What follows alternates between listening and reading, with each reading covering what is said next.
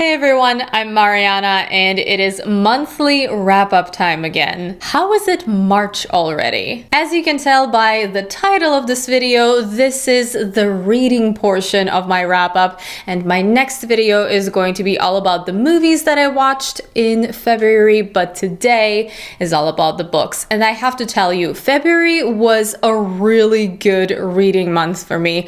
First of all, I read 6 books, which I feel like is pretty good. But also, I am not normally very generous with my ratings. If you've been watching my videos, you probably already know that.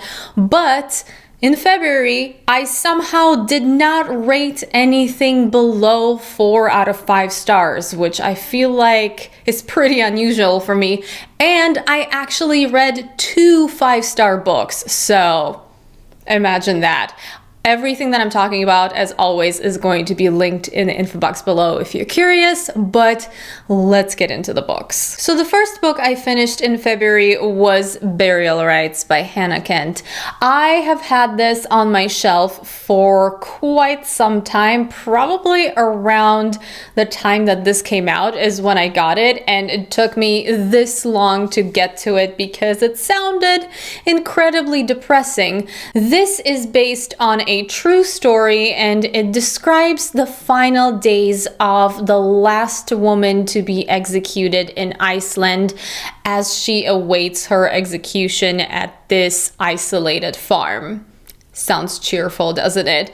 And it is just as heart-wrenching and sad as the premise sounds, which is why it took me so long to pick it up. But this book is wonderful. I ended up loving it. Don't get me wrong, this is a tough book to read, and it's not a book I can say I enjoyed in the usual sense of the word, because it is very dark and gloomy and just filled with death and survival, not just that has to do with the main character, but with her setting in general, with her past, with people she encounters. So it is a heavy novel, but it is written so beautifully. The author has this very poetic way of writing, which can be a little bit jarring in the beginning, considering the subject matter, but it all works and it's a very powerful story. There's also a lot of research that went into this. You can just tell how much research was done writing this. So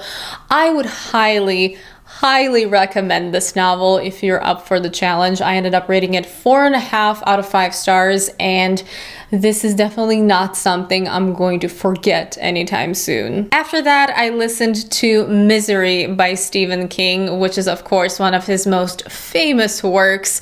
This is about a writer who is held hostage by his #1 fan. And side note, I do think this is a really good starting point for Stephen King in general. People ask me sometimes where I think they should start their Stephen King journey, and I think this is a very good candidate because this is thrilling, this is hard to put down, this is for the most part very well paced, so I think it would be a pretty good introduction to his work. Also, I absolutely recommend the audiobook version of this because the narrator did such an excellent job with all of this. She was really good, and if you guys do want to give Audible a try, if you haven't given it a try yet, I am a big fan of Audible. I've used them for years, and I do have a 30-day trial with a free audiobook for you. I'll leave the information in the info box below.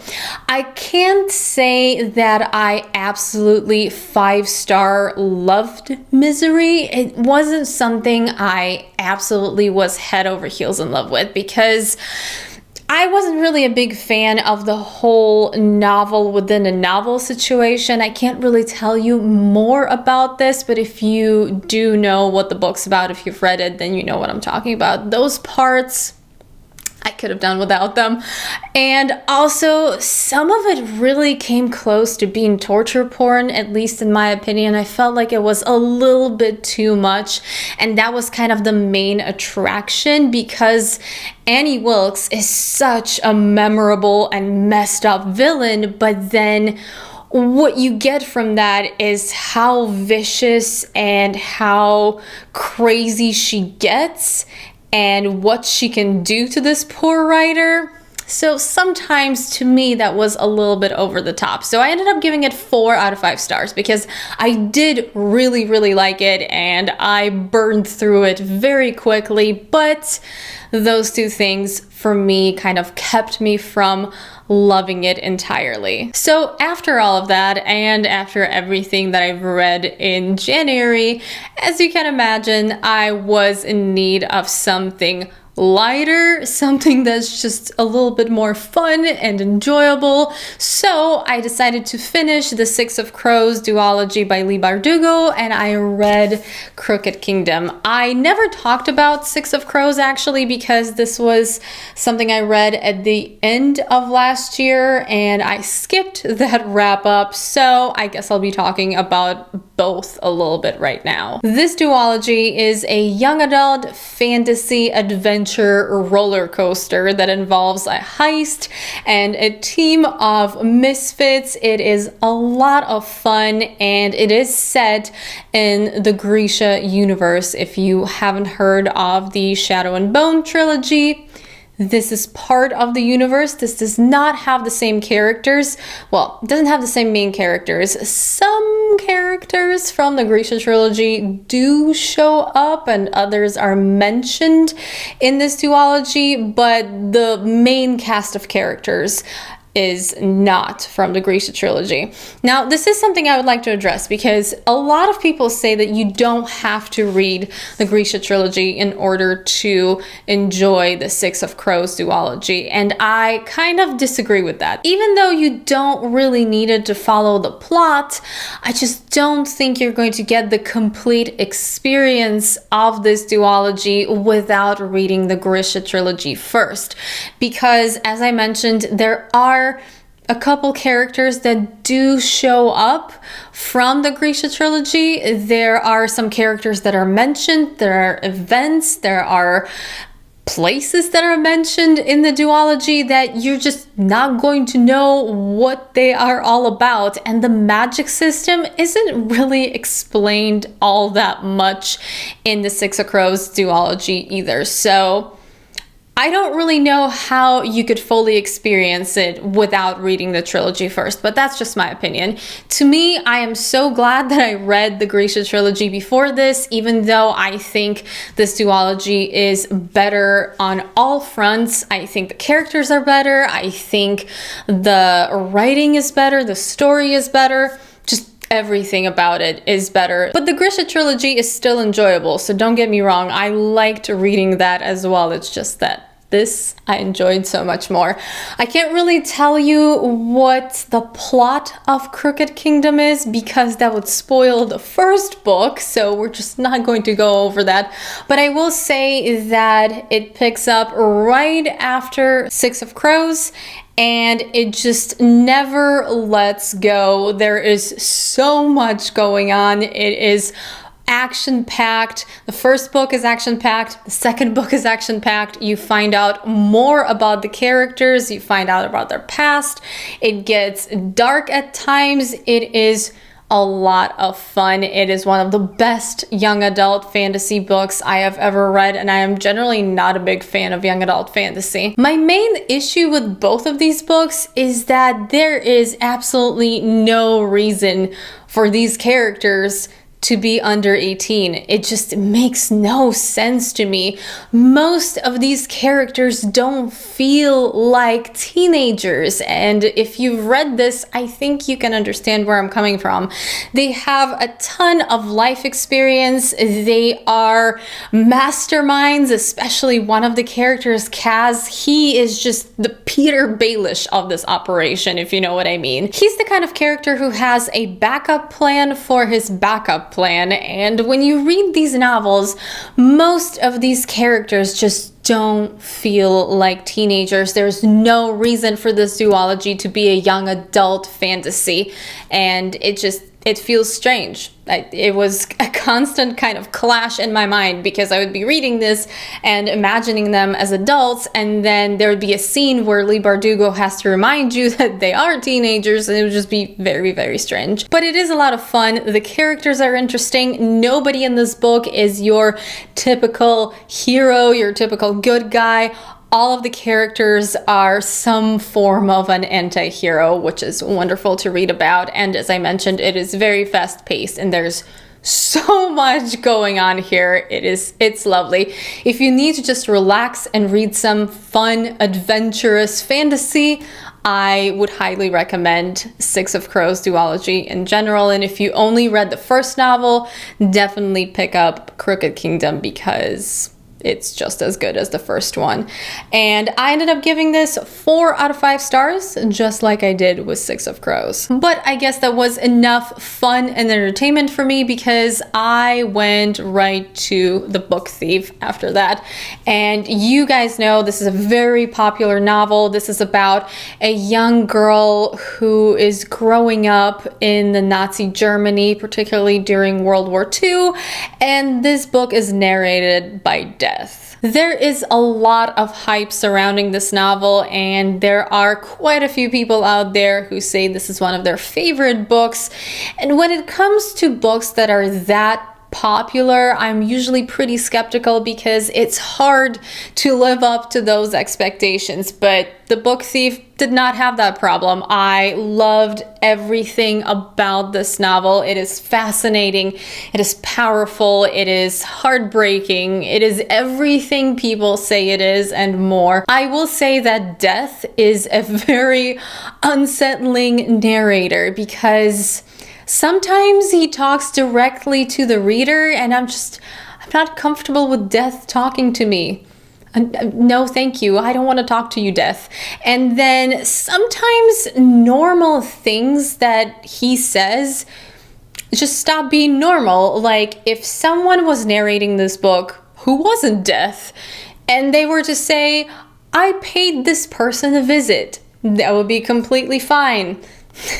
But when Death says they paid somebody a visit, you know that's not a good thing. However, the way Markus Zusak writes this also makes Death a quirky and excellent narrator.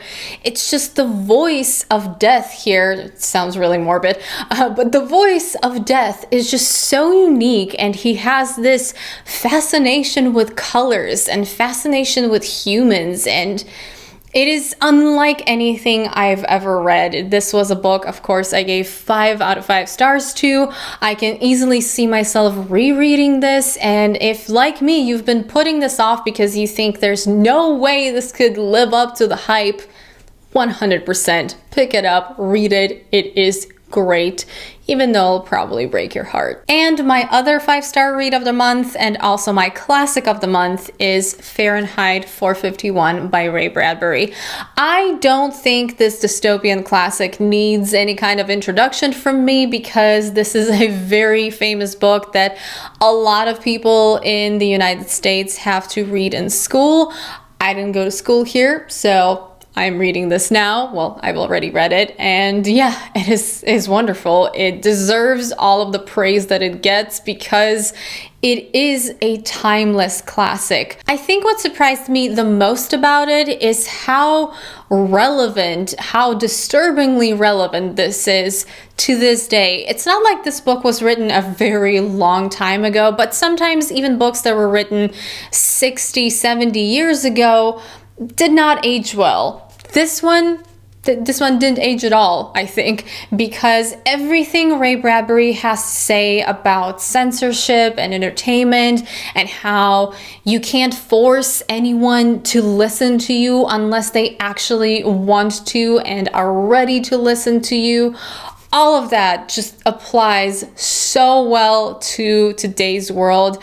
I also found it interesting that even though Ray Bradbury does criticize what he presents in this novel, he doesn't really see it as something abnormal because he definitely has this point of view that as humans, we have to completely self-destruct and start over in order to fix our problems. And that's just a cycle that we keep repeating just throughout history. So he sees this as a normal stepping stone to something better, which is kind of really hopeful in a way. Anyways, this is a must read, of course. 5 out of 5 stars. Absolutely loved it. Let me know what your favorite Ray Bradbury book is that is not Fahrenheit 451, so I can figure out what to read by this author next. Now, I did finish one more book in February, but there really isn't much point in me talking about this. You may have seen me post this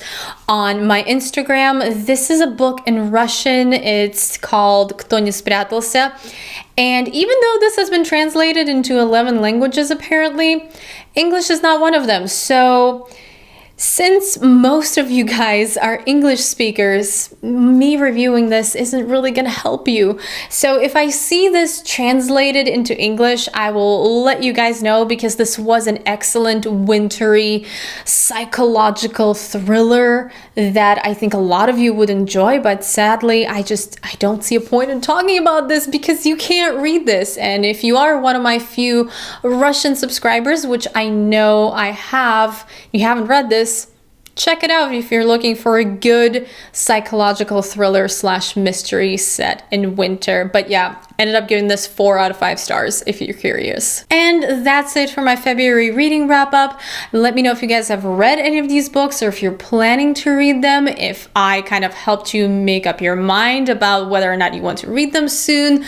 Let me know your thoughts in the comments below, as always. Thank you so much for watching this video. If you enjoyed it, which I hope you did, please don't forget to give it a thumbs up, share it, and subscribe to my channel if you haven't already.